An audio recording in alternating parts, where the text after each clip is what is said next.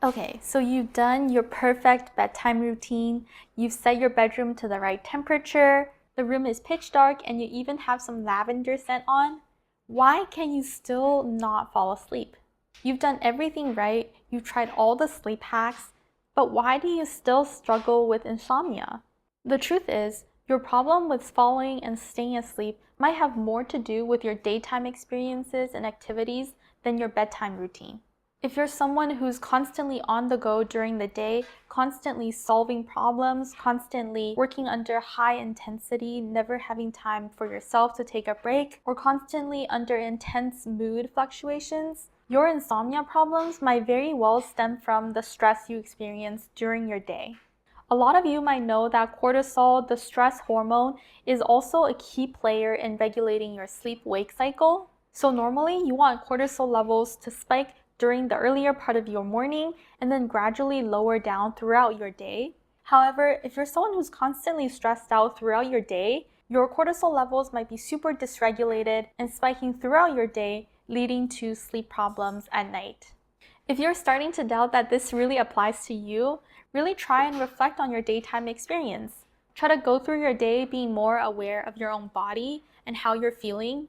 You want to track these two things I'm going to talk about specifically, maybe jot them down on paper for a few days to see how exactly they're affecting your sleep. The first thing you want to really track down is your stress level. Generally, when you're under high stress, your cortisol level is going to be high. But how do you know what that feels like? What are some exact signs in your body?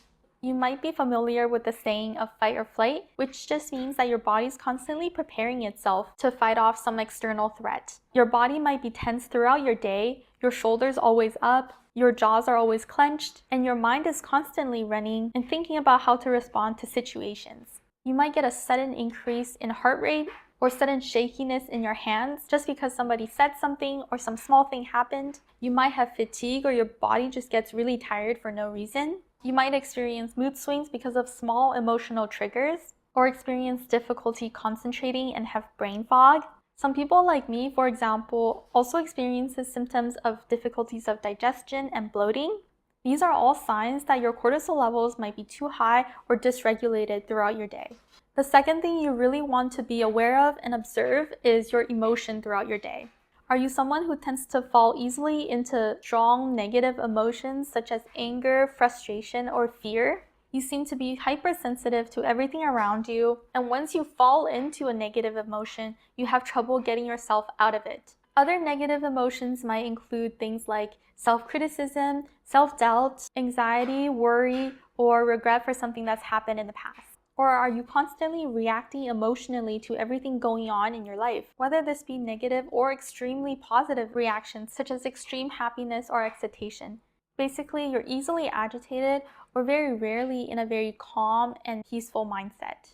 So for both these two things I mentioned, track the time and pattern of when they happen, as well as try to think back to what really triggered these. So now that you're more aware of this happening to yourself, what are some solutions you can adopt to fix these? First and most important is to know how to take a proper rest. The key to a good rest is to separate yourself from the source of your stress, whether that be your workload, your colleagues, or your family. Physically remove yourself from the space and do something else completely different in nature. Going outside and doing physical activities are both really good ways to take a rest, and they really work well to bring down those cortisol levels.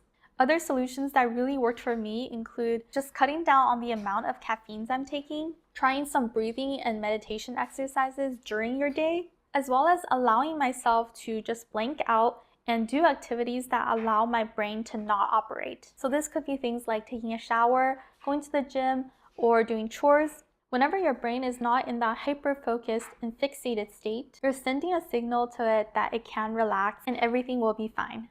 I'll be talking about each of these solutions in more detail in future episodes, but for now I want you to realize just the power of being aware and taking notice of the signs of stress on your body during your day. Once you acknowledge these clear signs coming from your body, you've already taken a huge step into shifting your body into a more parasympathetic mode because you've taken the time to allow yourself to feel physical sensations on your body. If you found this video interesting, please try out these tips to see if they're helpful. Thank you so much for watching, and I wish you a restful sleep tonight. Bye.